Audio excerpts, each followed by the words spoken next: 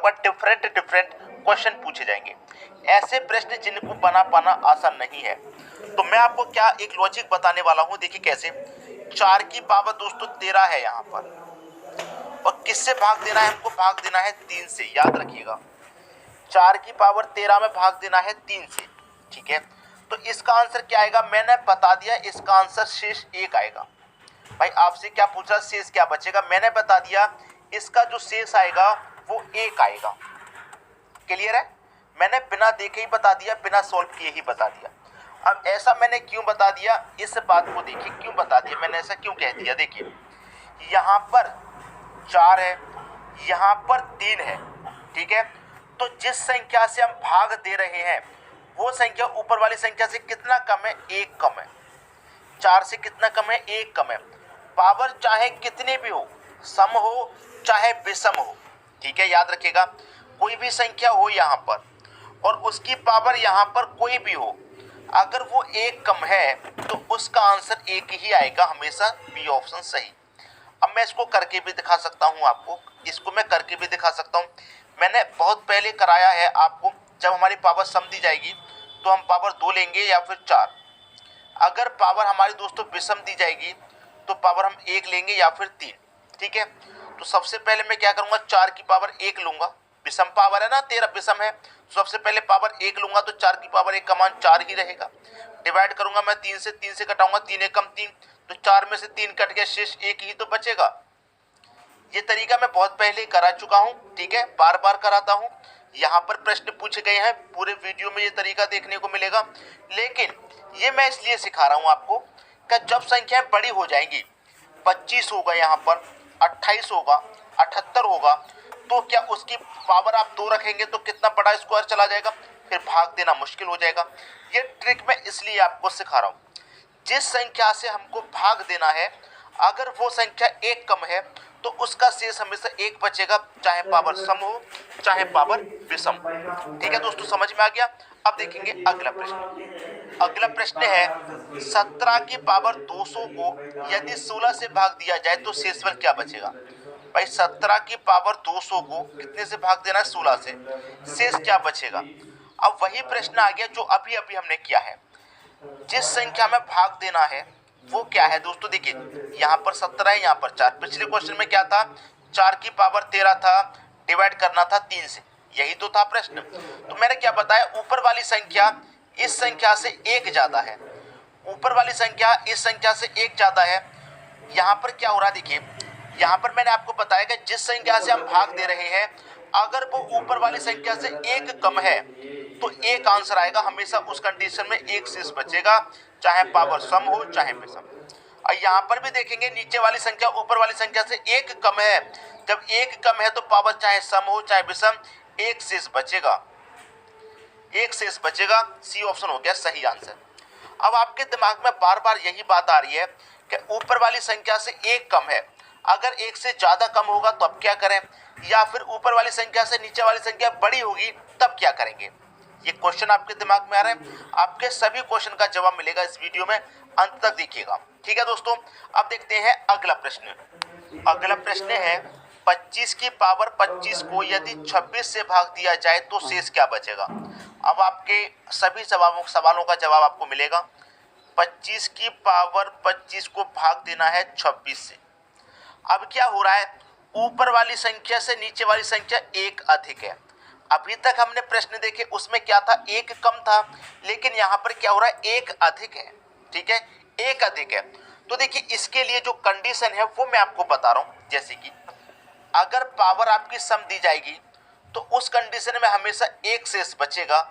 अगर पावर आपकी विषम दी जाएगी, ठीक है, जो पावर विषम होगी, तो जो सेम संख्या है, जो सेम संख्या है ऊपर वही आपका आंसर होगा। मैंने यहाँ पर लिख दिया है, जो सेम संख्या है वही आपका आंसर होगा। ऊपर 25 है तो इसका मतलब 25 ही आंसर होगा। अगर पावर आपकी विषम होगी तब, और पावर सम होगी ऊपर, तो 1 आंसर इस कंडीशन में, जब आपकी नीचे वाली संख्या 1 ज्यादा हो। तो यहाँ पर पावर दोस्तों क्या है, 25 है। 25 का मतलब विषम है, तो जब विषम रहेगी पावर तो जो ऊपर वाली संख्या वही आंसर। तो ऊपर आपका 25 है ना, तो 25 ही आंसर हो गया। किस ऑप्शन में है 25? B option. पूरे सवाल का जवाब मिलेगा आपको। अब आप कहेंगे मेरा 25 की पावर अगर 26 होता और उसे डिवाइड करना होता 26 से, तो क्वेश्चन सेम है, बस पावर क्या है, यहाँ विषम थी यहाँ सम। जब सम पावर हो जाएगी तो सम पावर का मतलब है कि एक आंसर। कितना शेष बचता है इस कंडीशन में? एक शेष बचता है जब ऊपर वाली से नीचे वाली संख्या एक अधिक होगी और एक कम रहती है। तो मैं आपको बता ही चुका हूं, चाहे पावर सम हो चाहे विषम, एक ही शेष बचता है जब नीचे वाली एक कम होती है। लेकिन जब एक ज्यादा है तो उसमें पावर देखते हैं, पावर विषम तो सेम संख्या आंसर ये वाली, और पावर सम तो एक आंसर। ठीक है, समझ में आ रही है दोस्तों बात? अब देखिए, जैसे कि मैंने आपको पहले बताया, यहाँ पर होती है हमारी 25 की पावर 25 और हम इसमें डिवाइड देने के लिए कहता 24 से, तो यहाँ पर नीचे वाली संख्या हमारी एक कम है। तो मैंने क्या बताया, नीचे वाली संख्या एक कम होगी तो पावर चाहे सम हो चाहे विषम, आंसर उस कंडीशन में एक आता है। कितना शेष बचता है? एक। जब नीचे वाली एक कम होगी, एक अधिक होगी तो सम पावर होगी तो एक आंसर, और विषम पावर होगी तो ये वाली संख्या सेम आंसर। समझ में आएगी बात? सभी सवालों का जवाब मिलेगा, अंत तक वीडियो को देखिएगा। अब देखेंगे अगला प्रश्न। अगला प्रश्न है 17 की पावर 200 को यदि 18 से भाग दिया जाए तो शेषफल क्या होगा? भाई कह रहा है 17 की पावर 200 को भाग देना है 18 से, ठीक है, क्या बचेगा? नीचे वाली संख्या क्या है? एक अधिक है। तो एक अधिक के लिए मैंने क्या बताया, अगर पावर सम है तो एक शेष बचता है, अगर पावर दोस्तों विषम है तो जो सेम संख्या होती है वही आंसर होती है। तो पावर यहाँ पर हमारी सम है, तो सम है तो क्या बचेगा? एक शेष बचेगा कि नहीं बचेगा? एक शेष बचेगा, बस सी ऑप्शन सही। अगर पावर हमारी विषम होती, मान लीजिए 200 की जगह 201 होता, तो 201 होता तो क्या होता है इसका आंसर? सेम संख्या। विषम पावर रहती है तो सेम संख्या आंसर होती है, सेम संख्या मतलब 17 ही आंसर होता आपके प्रश्न का। अगर यहाँ पावर विषम होती तो आंसर 17। सबकी समझ में बहुत अच्छे से आ गया। अब देखेंगे अगला प्रश्न। अगला प्रश्न है 2 की पावर 31 को 5 से विभाजित किया जाए तो शेषफल क्या बचेगा? वही बात आ गई जो मैंने शुरुआत में बताई थी कि सम पावर रहती है तो हम पावर 2 लेते हैं या 4, और पावर अगर विषम रहती है तो पावर हम 1 लेते हैं या फिर 3। ये बहुत पहले से मैं कराता हुआ आ रहा हूँ। तो यहाँ पर क्या है, 2 की पावर 31 में भाग देना है 5 से। अब पावर कैसी है दोस्तों? विषम है, तो विषम है तो मैं पावर सबसे पहले 1 रखूंगा, तो 2 की पावर में 1 रखूंगा तो 2 की पावर 1 का मान 2 ही रहेगा, 5 से भाग नहीं जाएगा। जब नहीं जाएगा तो हम 1 की जगह पावर अब कौन सी लेंगे? 3 लेंगे। तो 2 की पावर में क्या लूंगा दोस्तों? 3 लूंगा और भाग देना है 5 से। तो 2 की पावर 3 का मान 8 होता है, भाग देना है 5 से, 5 1 हम 5 चला जाएगा, 3 आपका शेष बचेगा। शेष कितना बचेगा? कंडीशन 3 कह रही है, आपका आंसर आ गया 3। ठीक है दोस्तों, 1 रखने से जब भाग नहीं जाएगा तो 3 रखेंगे। अगर नीचे वाली संख्या इतनी बड़ी है कि 3 रखने से भी भाग ना जाए तो फिर विषम संख्या 3 के बाद 5 आती है, 5 रख लेंगे। क्लियर है? वैसे इतनी बड़ी संख्या नहीं पूछता, 1 और 3 से ही आंसर आ जाता है, और यहाँ पर 2 और 4 से। ठीक है, अब देखते हैं अगला प्रश्न। अगला प्रश्न है 67 की पावर 67 प्लस 67 को यदि 68 से भाग दिया जाए तो शेषफल क्या बचेगा? वही बता रहा हूं जो अभी बताया, पावर सम है तो 2 या 4 लेंगे, पावर अगर आपकी विषम है तो पावर लेंगे 1 या फिर 3। अब प्रश्न है दोस्तों आपका 67 की पावर 67 प्लस 67 को भाग देना है कितने से? 68 से। अब पावर कैसी है? विषम। जब पावर विषम है तो पावर क्या लेंगे? पहले 1 लेंगे, तो 67 की पावर कितना हो जाएगा? 1 प्लस 67 और भाग देना है 68 से। 67 की पावर 1 का मान 67 ही रहेगा, 67 प्लस 67 को आप जोड़ेंगे ये हो जाएगा 134 और डिवाइड देना है 68 से। तो 68 1 कम 68 कटेगा, 68 कट गया तो शेष कितना बचा भाई? 66 शेष बचेगा। 134 में से 68 कट गया तो शेष 66 बचेगा। 66 में तो भाग जाएगा नहीं, शेष कितना बच गया? 66। पहला ऑप्शन आपके प्रश्न का सही आंसर हो जाएगा। इस तरह के प्रश्न आपको बहुत बार देखने को मिले हैं एग्जाम में, और इस प्रश्न की मैं बात करूं ये तो बहुत बार ही पूछा गया है। क्लियर है? अब देखेंगे अगला प्रश्न। अगला प्रश्न है 45 की पावर 47 प्लस 2 को यदि 44 से भाग दिया जाए तो शेष क्या बचेगा? चलिए एक बार मैं और लिख देता हूं तो आपको अच्छे से आपको याद हो जाए। पावर सम रहेगी तो पावर 2 या 4 लेनी है, और पावर अगर विषम रहेगी तो पावर 1 या फिर 3 लेनी है। ठीक है, अब 45 की पावर 67, 47 का मतलब क्या है, विषम है, तो विषम पावर है तो पावर 1 लेंगे, तो 45 की पावर 1 का मान 45 ही रहेगा, +2 और डिवाइड करना है 44 से। 45 की पावर 1 का मान 45, 45 में 2 जोड़ेंगे कितना हो जाएगा 47, 47 में भाग देंगे 44 से, 44 से कम 44 कटेगा, 3 शेष बचेगा आपका। बताइए अगर किसी को कोई समस्या हो तो बी ऑप्शन सही हो गया आपके प्रश्न का। क्लियर है, समझ में आएगा, मैंने पहले ही बोला था वीडियो अंत तक देखिए, सब कुछ समझ में आएगा, कोई भी डाउट आपका नहीं बचेगा। अब देखते हैं अगला प्रश्न।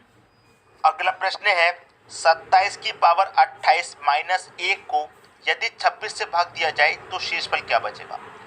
अगर पावर आपकी सम है तो पावर 2 या फिर 4 लेनी है, पावर अगर विषम है तो पावर 1 या फिर 3 लेनी है। ठीक है, अब देखिए प्रश्न को अच्छे समझिएगा।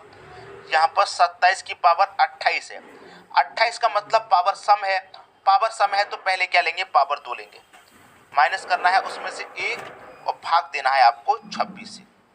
अब 27 की पावर 2 का मान, 27 का स्क्वायर कितना होता है, 27 का स्क्वायर होता है 729, माइनस करना है उसमें से 1 और डिवाइड करना है 26 से। 729 में से 1 जाएगा तो 728 बचेगा आपका, डिवाइड करना है 26 से।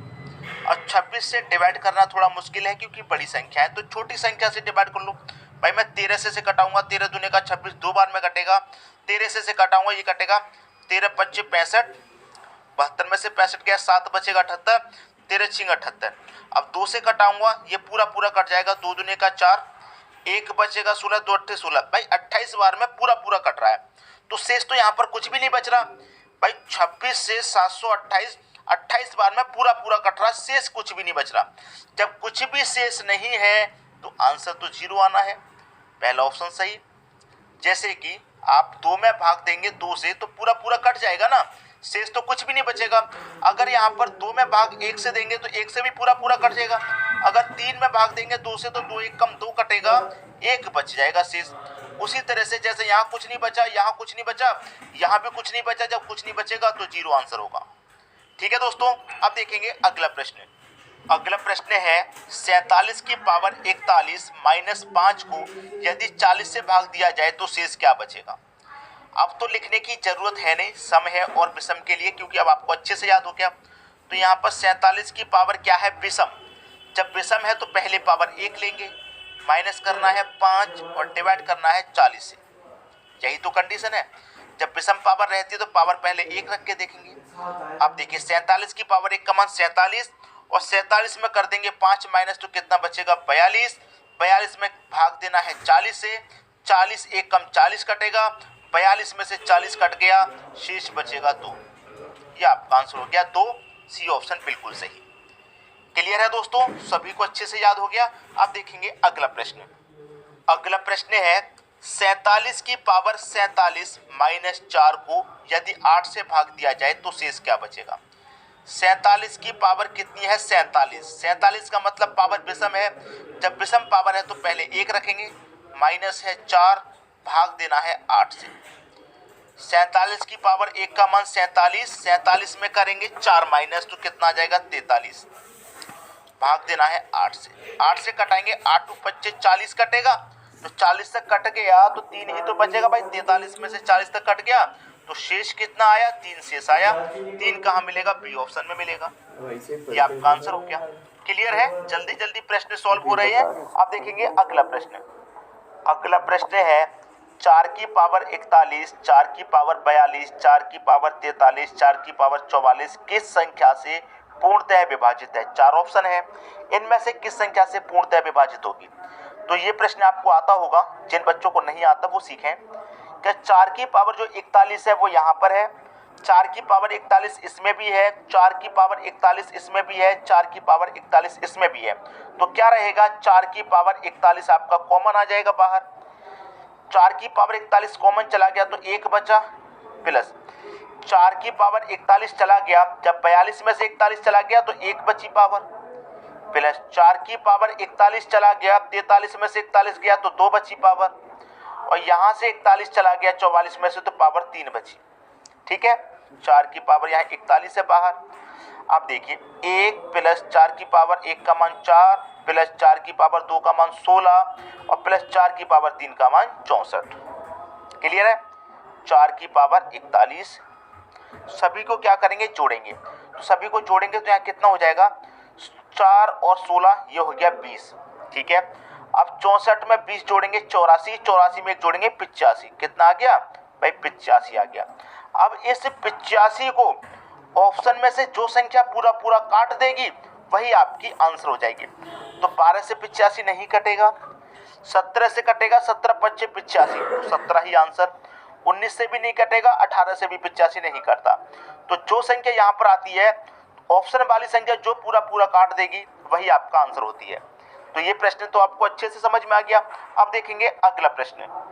अगला प्रश्न है 100 और 400 के बीच कितनी संख्याएं हैं जो 5 व 7 से पूर्णतः विभाजित होगी।